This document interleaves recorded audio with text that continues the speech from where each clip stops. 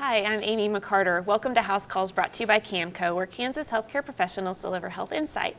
Today I'm speaking with Dr. Doug Iliff of Topeka about how to survive a heart attack. Thanks for being here today, Dr. Iliff. You're welcome, Amy. Now, last time we talked about preventing heart attacks. How do you survive one?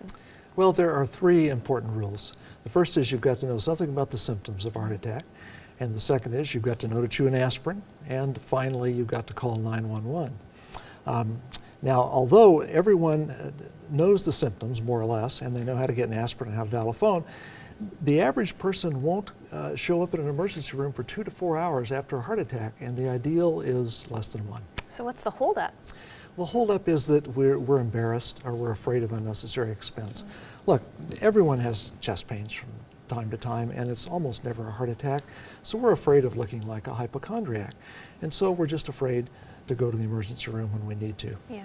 What are some things that you can do to increase your odds of recognizing a heart attack and surviving? Well, I think that you have to know what your risks are.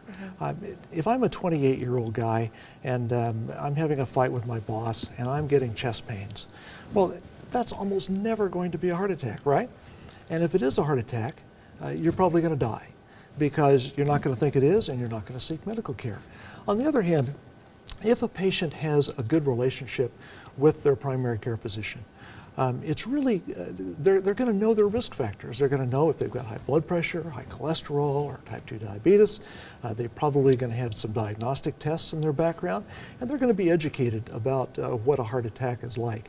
The other thing is that people will get atypical symptoms sometimes, especially women will oftentimes show up with symptoms of the flu, or they'll get pain in the back, and men will sometimes have nausea or indigestion. So you get fooled that way, but you need a high index of suspicion. Okay, all right. This is really good information. Thanks for being here today. You're welcome.